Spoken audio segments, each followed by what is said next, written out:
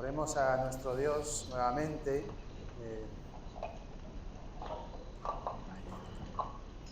Padre, estamos aquí porque eres Dios vivo, Dios eterno, Dios en quien hemos creído. Creemos, oh Dios, en tu santidad, tu amor, tu sacrificio por nosotros, habiendo mandado a tu Hijo. Y creemos, oh Dios, que necesitamos tu palabra en este caminar contigo de este lado de la eternidad. Rogamos, oh Dios, tu obra mediante esta palabra. Necesitamos, Espíritu Santo, tu obra en nosotros. Rogamos que obres en esta mañana a pesar de nosotros, a pesar de mí. Ve, Señor, cambiándonos. Obra, Señor, para que te obedezcamos. Pongamos, Señor, nuestra responsabilidad, nuestra parte en ello, Señor.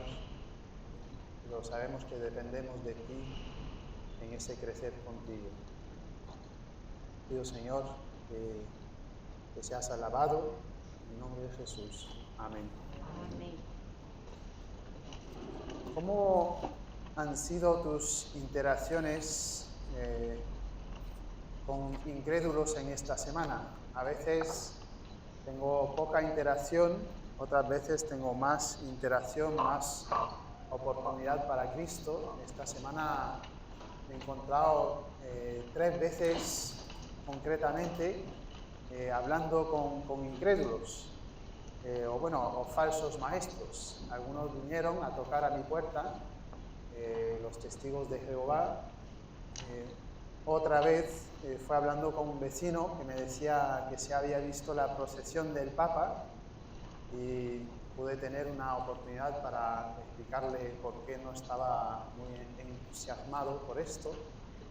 Y otra vez estaba hablando con otro vecino y me estaba diciendo varias barbaridades, haciendo chistes de que si ahora que le iban a hacer el bebé, que le iba a echar su esposa, y me dio mucha pena para él, pensando en todos estos diferentes puntos de vista, incrédulos, mundanos en su manera. ¿Cómo ha de ser nuestra respuesta a esto? ¿Cómo debemos reaccionar? ¿Qué es lo que debemos dejar entrar en nuestra mente, llenar nuestro ser ante estas situaciones? Y a veces caemos o tropezamos en nuestra respuesta. Después de lo que me dijo el chico acerca de su esposa, pensé, bueno, me habría gustado poder decir esto en vez de, y a lo mejor esta semana tenga otra oportunidad. Pero, ¿cómo debemos responder entonces con estas interacciones que tenemos con las personas incrédulas? Y en Colosenses, particularmente, nos habla de falsos maestros que estaban intentando engañar a la iglesia. Y bueno, es muy sencillo, pero es muy profundo y muy importante lo que vamos a ver en esta mañana, que habiendo recibido al Señor Jesucristo, continúa en Él.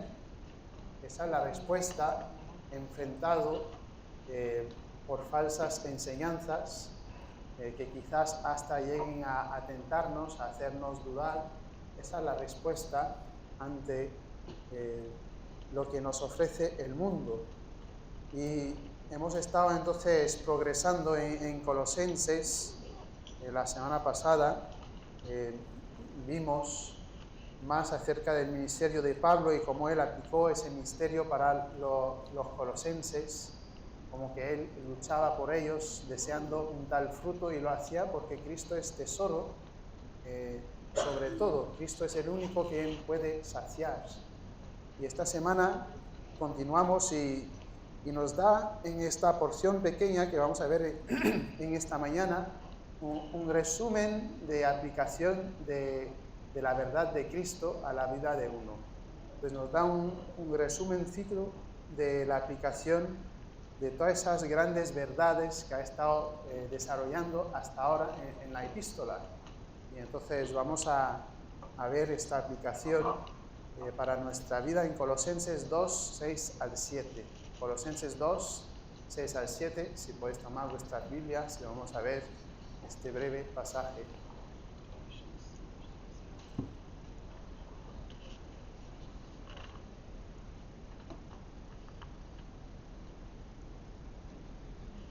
Dice así la palabra de Dios en Colosenses 2, 6 al 7. Por tanto, de la manera que habéis recibido al Señor Jesucristo, andad en Él, arraigados y sobreedificados en Él, y confirmados en la fe, así como habéis sido enseñados, abundando en acciones de gracias. Lo primero que vemos, primero de 2 puntos, es concerniente a recibir al Señor Jesucristo. Ellos habían recibido al Señor Jesucristo. Y un par de palabras importantes, al principio del versículo 6, dice por tanto. Y por tanto aquí nos conecta con mucho de lo que se ha dicho anteriormente. Por tanto, de la manera que habéis recibido al Señor Jesucristo. Entonces, acaba de exponer el Señor Jesucristo en gran manera y conecta con, por tanto, a todo lo que acaba de decir acerca del Señor Jesucristo. Y el Señor Jesucristo, en manera breve de decir, esto resume todo lo que dije acerca de quién es Cristo. Él es Señor, Él es supremo, Él es preeminente sobre todo. Entonces, cuando dice por tanto, conecta con esto. ¿Con qué en particular? Bueno, si miramos algunas cosas que dijo, para recordar algunas cosas que dijo acerca de Cristo, vemos lo que está diciendo cuando habla de Cristo como Señor. En el 1.15, Él es la imagen del Dios invisible. Dios, quien es invisible, Cristo se encarnó para que podríamos ver a Dios. Él es la imagen exacta de Dios. Él es la segunda persona de la Trinidad. Cristo es Dios. Cristo es Señor. Cristo es Dios. Versículo 15 a continuación, primogénito de toda la creación. En este contexto, el primogénito habla de la supremacía de Cristo, que Él está encima o sobre todo, toda la creación. Él es creador de todo. Entonces, Cristo es Señor como creador de todo, pues todo fue creado por medio de Él y para Él. En Él subsiste todas las cosas, Él es antes de todas las cosas. Este es el Señor del cual está hablando en el versículo 6. La manera, ¿no?, que habéis recibido a Cristo como tal, reconociendo que Él es Señor sobre todo. Él es Dios y también Él es cabeza de la Iglesia, como dice a continuación en el versículo 18. Y Él es la cabeza del cuerpo, que es la Iglesia. Y como cabeza de la Iglesia es quien reconcilió a todo mediante su muerte en la cruz. Continúa luego y dice que es el misterio de Dios en el 1:27, 28, por ahí.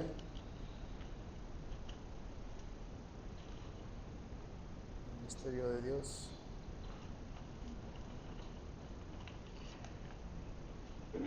El 26, perdón. El misterio de nuestro Señor. Y entonces Dios dio a conocer su misterio, que es Cristo que mora en nosotros, el Espíritu Santo que mora en nosotros. Y dice en el 2, la segunda parte, como vimos la semana pasada, y el 2:3, pues que en Cristo están todas las riquezas, todos los tesoros de sabiduría y de conocimiento. Entonces, siendo que Cristo es Señor, Cristo es en quien están todos los tesoros de la sabiduría y el conocimiento, luego nos da la implicación de cómo debemos responder. Pero está recordando y aplicando a los colosenses así haber recibido a Cristo, pues en medio de varias presiones que ellos tenían, con las cuales se habían enfrentado, varias falsas enseñanzas, haber recibido Cristo así, haber recibido Cristo como Señor, Cristo Dios sobre todo, Cristo cabeza de la Iglesia, Cristo reconciliador vuestro. Esto es lo que les está diciendo. Entonces este breve versículo resume todo esto y nos da entonces esa confesión céntrica, resumiendo quién es el Señor Jesucristo. Cuando hablamos de Cristo también como Señor, me hace pensar en Filipenses 2, 9 al 11. Cristo murió, Cristo resucitó, está a la diestra del Padre y nos dice así en Filipenses 2, 9 al 11, por lo cual Dios también le exaltó hasta lo sumo y le dio un nombre que es sobre todo nombre, para que en el nombre de Jesús se doble toda rodilla de los que están en los cielos y en la tierra y debajo de la tierra, y toda lengua confiese que Jesucristo es el Señor, para la gloria de Dios Padre. Entonces, este Señor es Rey de Reyes, y un día todos doblarán la rodilla ante Jesucristo, quieran o no. Está hablando de este Señor Jesucristo, y cuando hablamos de haber conocido a Cristo, conocimos a Cristo mediante la fe.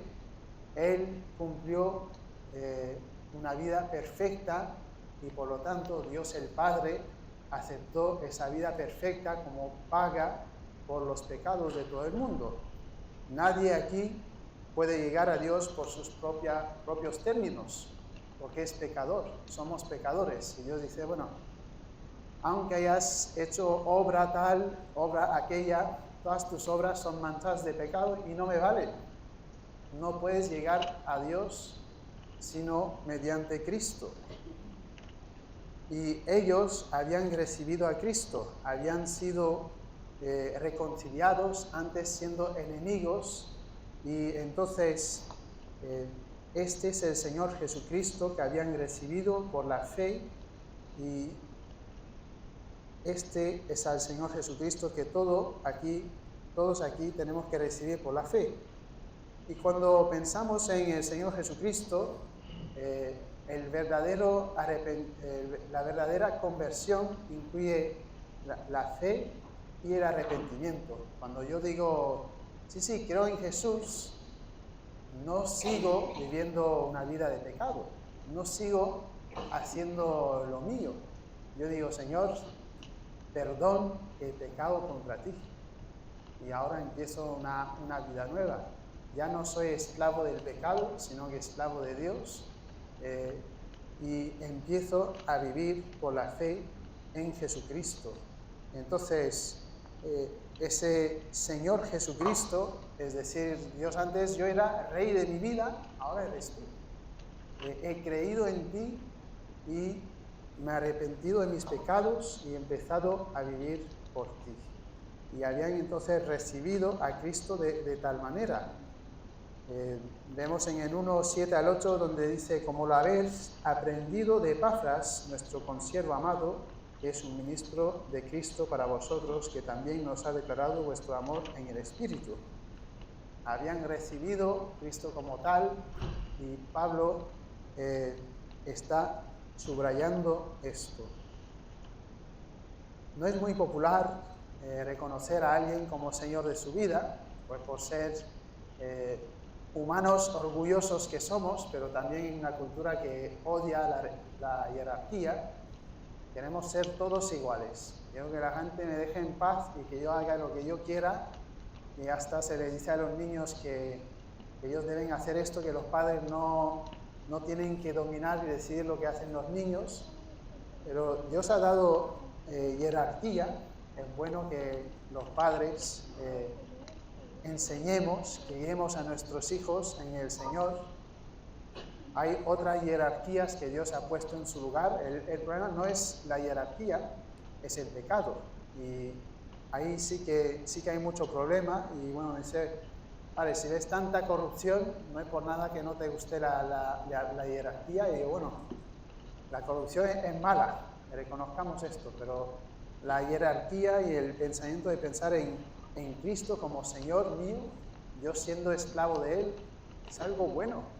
Aunque en lo profundo de nuestro ser haya esta respuesta de la voluntad orgullosa, haya la cultura que nos diga, vaya tontería, yo soy el Señor de mi vida, pues aunque creas que estás en lo mejor para ti, siendo tú Señor de tu vida, la verdad es que eres esclavo al pecado, o eres esclavo al pecado o esclavo de Dios, y habiendo sido libertado del pecado para seguir a Dios. Entonces Él les recuerda de esta salvación por la fe, por la gracia, y dice, así habéis empezado. Y así habían empezado. Y no sé dónde te encuentras en esta mañana, quizás como los colosenses has empezado, has recibido a Cristo, y bueno, dentro del cuerpo de los congregados aquí somos muchos así. Hemos comenzado, estamos en algún dado punto en nuestra carrera y hemos recibido a Cristo, pero quizás no, quizás como uno de mis vecinos que él me está diciendo lo que él, según lo que he hablado con él, tiene una perspectiva de que, bueno, solo hay que ser buena gente y respetable. Y esto es lo que domina. Y del Papa no es que sea muy religioso, sino que el vecino, hablando del Papa, sino ha visto la bonita procesión y cuánta gente han atraído. Pero nunca nada de lo que se dijo tuvo que ver con el Evangelio. Si no tenemos a Cristo, si no entendemos lo que Él hizo por nosotros, si no lo hemos recibido personalmente como Señor y Salvador de nuestra vida, no tenemos nada. Y quizás estás aquí en esta mañana y no has recibido a Cristo, no has nacido de nuevo, necesitas a Cristo. Sin Cristo como Señor Salvador tuyo, vas a la condenación eterna. Necesitas la salvación de nuestro Señor. O quizás hasta has sido criado en la iglesia, entiendes quién es Cristo, pero has decidido no seguirle. Que ha sido, bueno, el caso de unos cuantos aquí, el caso mío hasta los 22 años, no me arrepentí de mis pecados. Sí, creo en Cristo. Bueno, creía en términos de que sabía que Cristo había venido, pero creía igual que los demonios. Entendía, sabía que era verdad, pero no quería arrepentirme de mis pecados, quería yo ser Señor de mi vida. Ellos, por la fe en Cristo, creyendo en su sacrificio, habían aceptado quién era Jesucristo, Señor y Salvador. Habían sido perdonados y así era el caso suyo. Entonces, sea que estés con Cristo, vemos luego la solución para ti. Bueno, si no has recibido, es recibir y luego continuar en Cristo es donde nos está llevando el pasaje. Y quizás has recibido a Cristo, pero dices, bueno, tengo algunas cosas como, a lo mejor para mí lo que Pablo diría sería más como con los colosenses, como para los corintios, que los corintios tenían bagaje fuerte de pecado. Y Pablo decía, tenéis que arrepentiros, ¿vale? Ahí habéis creído, pero esto tiene que cambiar. No vivimos ya como paganos. O quizás estás siendo más tentado como los gálatas. Ven esa presentación de una religión de obras y eso te tienta. Y lo que Pablo está diciendo a los colosenses es, habéis empezado pues a continuar. Es que no hay otra solución. Este es el único camino, este es el buen camino, no hay más. Entonces, sea cual sea tu situación de vida, reconoce a Cristo como Señor y Salvador. No hay otro Señor, no hay otro Salvador. Él es el único Dios creador y Salvador y continúa en Él. Continuar en Él significa poner tus pensamientos y acciones concorde al señorío de Cristo, ¿vale? Y esto es lo que vemos a continuación en el pasaje. Pues en primer lugar, recibir al Señor Jesucristo y en segundo lugar, pues continuar en Él, aun cuando vienen enseñanzas, tentaciones, situaciones en la vida, continúa en Cristo. Esa es la única salida que va a saciar, la única buena salida, la salida bíblica a nuestras situaciones. Andad en Él, dice al final del versículo 6. Pues continúa andando en el Señor. El andar aquí es manera de decir tu diario vivir, cómo son tus valores, tus pensamientos, tus acciones. Continúa guiado por Cristo, que esto sea la respuesta apropiada a las varias situaciones que enfrentas en la vida. Y luego describe este andar con 4 participios. ¿Cómo vas a andar? Bueno, arraigado, sobreedificado, confirmado y abundando. Entonces vamos a ir viendo qué pinta tiene este andar. Andando en el Señor Jesucristo. Así que mirando a quién es Cristo, mirando a este que es la imagen del Dios invisible, este que es primogénito de la creación, cabeza sobre la iglesia.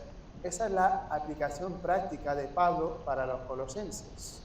O cuando dice, justo después, en los versículos 8 al 10, hablando de huecas sutilezas y filosofías vacías no según Cristo. La única aplicación ante Cristo, que es el único que te pueda llenar, es esto. Continúa en Él. Continúa en el Señor Jesucristo. Y es curioso porque entre lo que Pablo dice, que Cristo es la imagen del Dios invisible, que Él es el primogénito de la creación, todo lo que hemos visto, que Él es tesoro de sabiduría y conocimiento, antes de esto estaba orando Pablo palabras muy semejantes a lo que aplica ahora. En el 1:10 al 12, su oración para ellos es que anden digno del Señor. Entonces, esa es la oración. Luego, a continuación, habla de que lleven fruto. Y aquí en el 2:7 dice arraigados. Entonces, una analogía del mundo de la agricultura. Y termina con dando acciones de gracias. Entonces, Pablo arranca la epístola orando esto para ellos. Luego describe lo supremo, lo grande que es el Señor Jesucristo, lo que Él hizo por nosotros, y vuelve ahora a aplicar. Por lo tanto, oro esto para vosotros, este es quien es Cristo, esto es lo que Él hizo por vosotros, Él es Señor sobre todo, por lo tanto, de la manera que lo habéis recibido, andad en Él. Esto es la aplicación primaria de esa gran verdad del Cristo supremo, Cristo Dios sobre todo, Cristo cabeza de la Iglesia.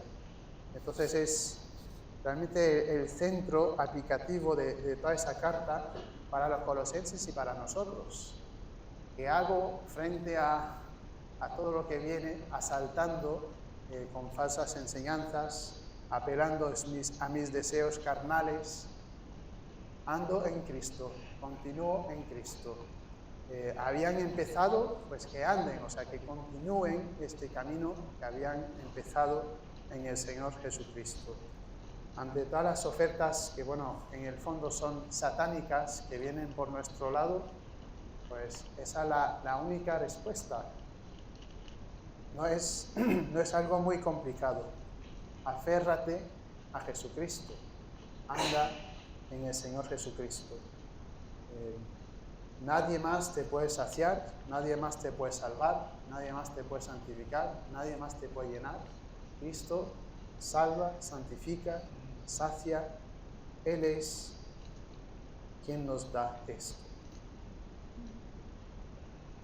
Cuando hablamos de andar, lo dije, pero bueno, vemos que esto es una manera de vivir y hace referencia a andar en el Señor, ya como leímos en el 1:10, que anden, y también en el 4:5. Entonces es una manera de hablar que Pablo usa en esta carta: andad sabiamente para con los de afuera, que nuestros pensamientos y nuestra conducta, lo que decimos, pues sea sabio, según la sabiduría de Cristo, para con los que están afuera. Que nuestro caminar sea así en el Señor. Entonces, Pablo está diciéndoles que anden así, que dejemos que nuestros pensamientos, nuestros valores sean moldeados según Cristo. Dice un comentarista acerca de este pasaje: esto significa, deja que Cristo y nadie más establezca tus valores, guíe tus pensamientos y dirija tu conducta. Entonces, esto es lo que nos está diciendo mediante el andar en Él. Y el en Él es importante, ¿no? Esto es referente a nuestra unión con Cristo. Cuando conocimos a Cristo fuimos puestos en el cuerpo de Cristo, en la iglesia. Si no estamos en Cristo, pues Dios no nos acepta. Solo nos acepta porque nos ve mediante la sangre suficiente de Cristo Jesús. Entonces estamos en unión con Cristo, andando en Él, siguiendo a sus pasos, dejándonos guiar por Él. Y así es la solución. Cuando estamos tentados, si hemos caído en pecado, pues a levantarse de nuevo y a continuar andando en el Señor. Pablo describe ese andar con 4 participios: arraigados. Y arraigados, bueno, como dijimos, viene del mundo de la agricultura. Hacen falta raíces, ¿no? Todos sabemos un poquito de agricultura, yo no mucho, pero sabemos esto: sin raíces pues no hay vida. Vamos a tener un árbol que está con vida sin raíces. Necesitamos estar arraigados en Cristo Jesús. Hace pensar en la vid y los pámpanos. Tenemos que estar conectados como vid pámpanos a la vid, perdón. Nosotros, pámpanos a la vid que es Cristo. Necesitamos estar conectados a Él, tener raíces en Cristo. Él es agua de vida y necesitamos a nuestro Señor Jesucristo. Tenemos que andar arraigados en Él. Sobre edificados, hace pensar en 1 de Pedro 2:5, donde habla de nosotros como piedras vivas y Cristo, que es la piedra angular. Entonces, tenemos que estar conectados con Cristo, que es nuestro fundamento. Son analogías para que sea algo visible, entendible para nosotros, que estemos entonces, cuando tomamos decisiones, cuando pensamos, que lo que valoramos, pensamos, actuamos, esté sobre el fundamento de Cristo, que pise el fundamento de Cristo, que esto sea lo que me oriente en base a cómo ando en la vida. Y luego el confirmados en la fe. Pablo está explicando lo que desea que sea el resultado de ese ser sobreedificado y ser arraigado. Entonces, a medida que vamos arraigados, sobreedificados, andando en Cristo, continuando en Él, lo que va a pasar es que vamos a ser confirmados, o otras traducciones tienen establecidos, firmes en la fe que es el contenido de la enseñanza cristiana, en la fe del Evangelio en la cual nosotros creemos, en esa fe, en este Evangelio.